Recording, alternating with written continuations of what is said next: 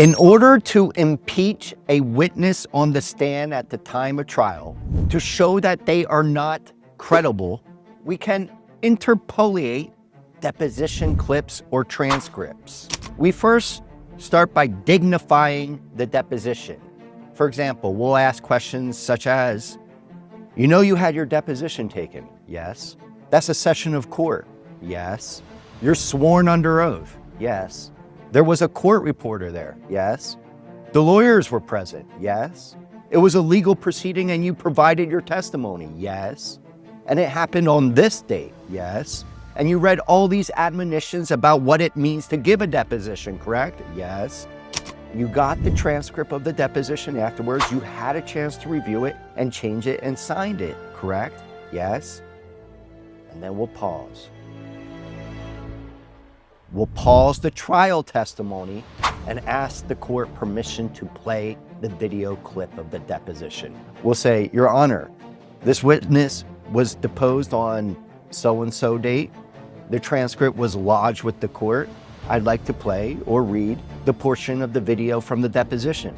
It's found in the transcript on volume 2, page 13, lines 10 through 17. The court will ask, did the counsel have any objection? No, Your Honor. Counsel, you may play that portion of the deposition video. Or if yes, the judge says, counsel, approach. Your Honor, I object to the reading of that deposition. The question asked in the deposition was vague and ambiguous. Notice of the objection was given. I made the objection at the time the question was asked. He had the opportunity to correct the question. He failed to do so. Then the judge will rule. If the objection is sustained, you cannot play the clip. You may not play or read the portion of the deposition. If the objection is overruled, you can go ahead and play the clip.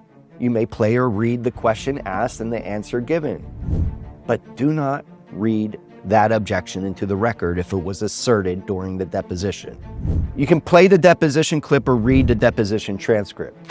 We interpolate the deposition clips. You just press play on the testimony again. It's a pause, play, and you don't even have to ask the witness what he just heard. You don't have to ask him the I got you question. Like, was that the answer you gave? Or are you lying now? Or were you lying then? Or which was more accurate, your testimony then? Well, no, just stop all that. You don't need that kind of argument during the testimony. You do not have to comment on the interpolation of the deposition testimony. The witness just sits there. Just have the witness sit there. I don't even have to say to the witness, was that your testimony? The witness doesn't have to authenticate the excerpt from the deposition that I'm inserting in the trial. He just has to sit there. He's on pause. I pushed the pause button. I asked all these questions all the way up to it. Dignify the deposition, date, time, testimony, under oath, admonitions. Did you review it? Did you sign it? Yes, yes, yes. Then pause his testimony on the stand. I put a pause on the trial button with the witness sitting up there on the stand, and I just read from the deposition transcript, or I just play the video.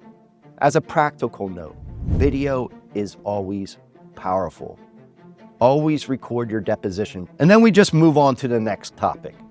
What's important here is we must excuse subject to recall if we let the witness leave the stand. Sometimes I'll have a witness testify, they finish, they get off the stand, it'll be subject to recall. And then I'll say, Your Honor, at this time, we'd like to play from the deposition of the last witness. Opposing counsel will object. Well, they can't do that, Your Honor. He's left the stand. No, he's excused, subject to recall. I'd like to do it, and I'll play it, and the witness isn't even up there.